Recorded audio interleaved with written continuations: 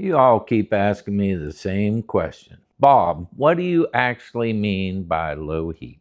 So today this old guy's going to use one of these newfangled gizmos and see if my instincts that I've been using to cook with on low heat for 50 years is in alignment with something that can actually measure the temperature. So we're going to use one of these newfangled gadgets, one of these thermometers here. You just point and pull that trigger and it'll tell you the temperature. So let's check it out, see if my instincts and this thermometer is in alignment. Let's get cooking. So here's the deal. You asked, so we're going to settle it. I've got 3 different fats today. I have some olive oil, avocado oil, and one of my favorites to use cooking, plain old butter. So we're going to take all these, we're going to put them in some cast iron, and we're going to see what low, medium, and just entirely too hot looks like. And here's kind of the fun part. I'm going to put myself to a test. I'm going to guess some temperatures before I put the thermometer on there. And we'll see how close 50 years of experience working in this kitchen on this cast iron will get you.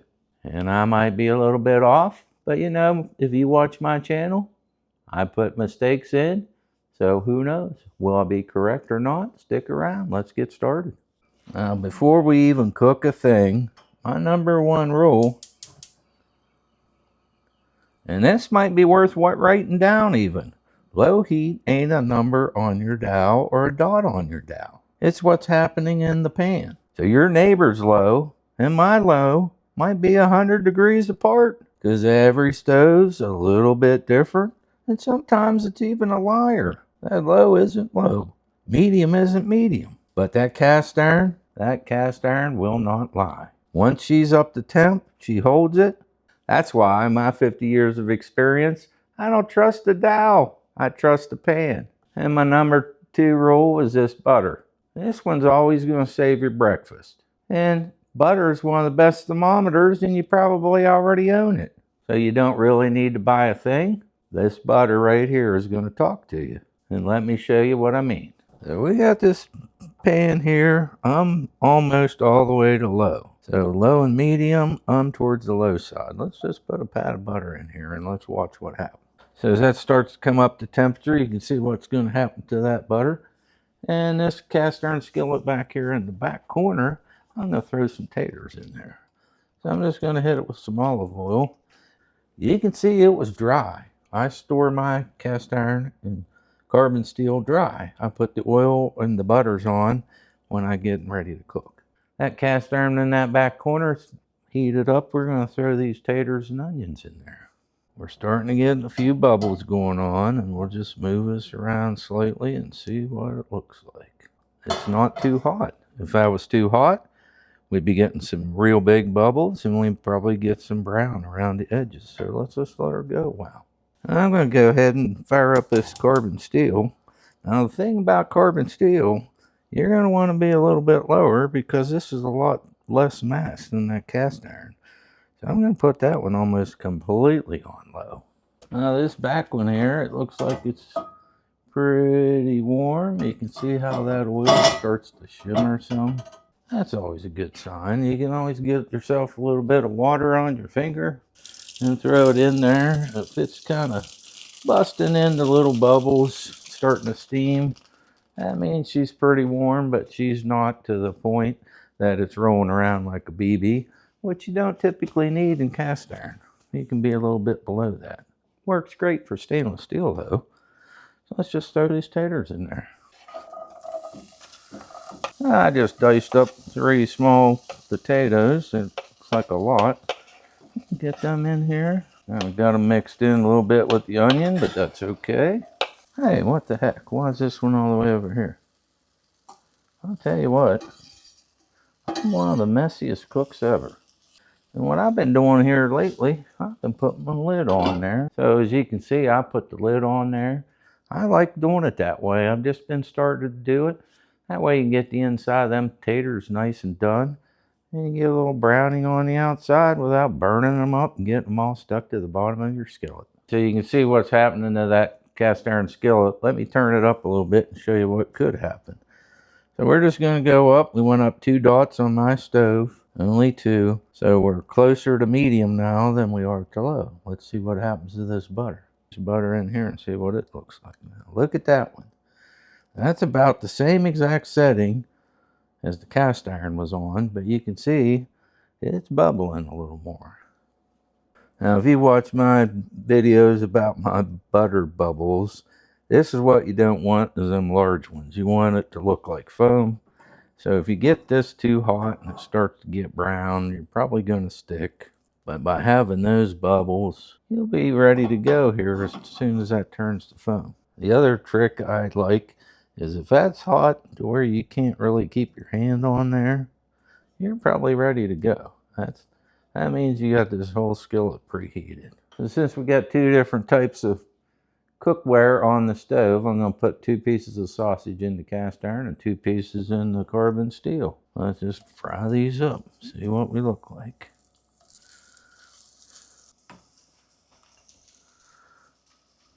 When you put meat in the pan, you don't want to crowd it. Leave a little space so you're not actually steaming it, you're cooking it.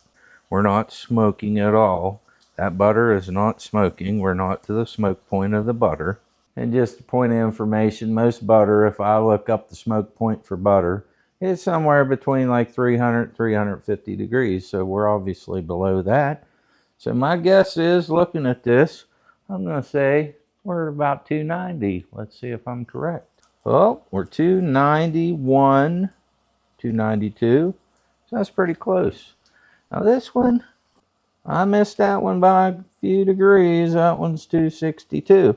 Now remember, this was carbon steel, so I did turn it down a bit because I know that's going to heat up faster. And that's what you want. I do it from experience, sight sounds. But this cool gadget here, Gizmo, it kind of confirmed what I already knew. So that before that gadget even told us what we were at, I hit it pretty darn close, didn't I now? That's what you got to learn to do when you cook. Keep an eye on your pan. What's happening in that pan with that butters and oils? Is it starting to shimmer? Does it have bubbles? If it's starting to smoke, that's the definite #1 no-no. Turn that baby down. You don't want anything smoking because you're going to build up carbon in your cast iron or your carbon steel. Just keep it below that smoke point. So right here, this is the low temperature sweet spot. Yeah, how we're looking. Yeah, we're just starting to get a little brown. So that's a lot of times a tip. If you keep your heat down, your food won't stick. Now, if it does stick, just give it a cotton pick a minute, take a chill pill, grab yourself a cup of coffee or something, have a couple sips, and you know what it'll do? Just like magic, it'll just self-release. It'll come right off the bottom of that pan every single time. Just give it some patience and some time, it'll come off of there, trust me. So olive oil is a lot similar to butter as far as the smoke point.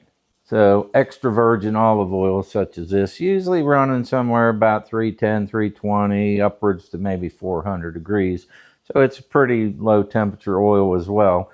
It works basically identical to butter. Just don't let it smoke. You just won't see them butter bubbles. You'll have to watch it. Make sure you don't let it smoke. And then my favorite is avocado oil, because right on this particular brand, it tells you it's 500 degrees. So if you're going to sear some meat, use avocado oil.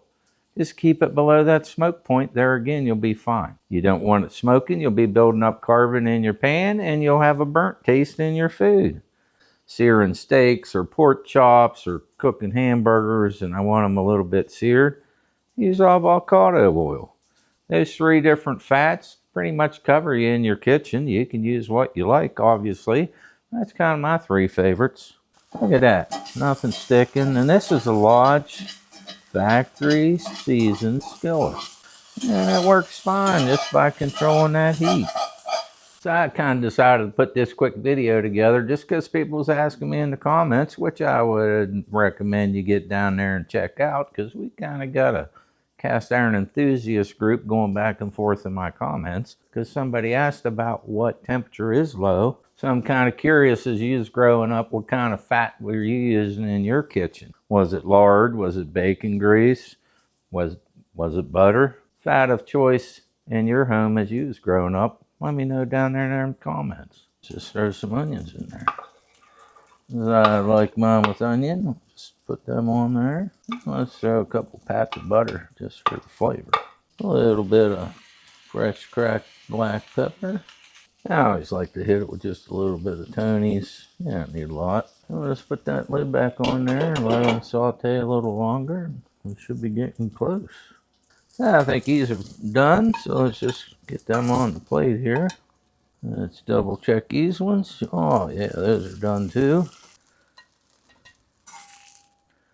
Get those plated up. Now what I like to do before I get all running into putting them eggs in there, as you know, if you watch my channel, them pop-up boxes of shop towels. I love these things because they don't have lint. I just get them wet and I rub them around and get that sausage grease out of there. Now, because we're not super hot, I'm not too concerned about any kind of thermal thing happening here. And just run it around there. And then we can run this over to the other one. Do the same in the cast iron. That's just what I usually do. And once we get that, then I take the dry one and I run back in here with the dry one. But that takes it out. Run around here as well. Get most of that out of there. Throw this on top of that and get the rest. And we don't need this. Throw it away. That one I'm suspect is okay. Not super hot. This one's kind of piping hot. I'm guessing that one's above my butter temperature. So I'm thinking it's hotter than 400. Well, we're pretty close. Not quite as hot as I thought. So let's see about this one. Yeah, they're both about the same place. So we might be all right. Let's try it. I'll just throw a chunk of butter in here. And we'll throw a chunk of butter. Wow, my butter's melted. And I have to scoop it up. And we'll throw some butter in here. Let's see what they do. This one's getting pretty hot. I'm gonna have to use my trivet. Let's move this around, see what it looks like. I'm making a couple over easy for myself and scrambled for my wife. Let's see what happens here. That's in the carbon steel. That's cooking pretty nice. And I always like to pull this white away from the yolk. Just to help that cook a little easier. And it should self-release. You just don't, if you let it sit all the way to self-release on an egg like this, sometimes it gets a little too brown for my liking. But we should be pretty close. You can just coax it loose and it should move around there. Do the flip. I always tilt the pan towards me. Give her the flip. And we got a little of that sausage on there, but that's fine. Alright, let's see how these scrambled eggs are going to turn out in this cast iron skillet. Well, that looks like a perfect temperature. There I am, Mr. Messy. Dropped my fork on the ground. Once it starts to do that around the edge, you can just start pulling them. And it'll just come right around real nice and easy. No issues. However you like to do them, you can flip them, you can spin them. However you like to do your scrambled eggs. I usually get to that point and give them a flip. And you can see they didn't get browned.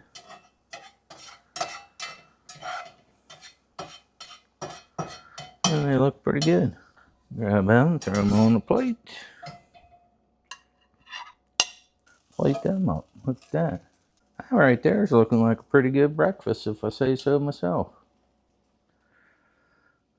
And here it is. If you just learn to read your pan, you don't need any kind of gadget. You can just look.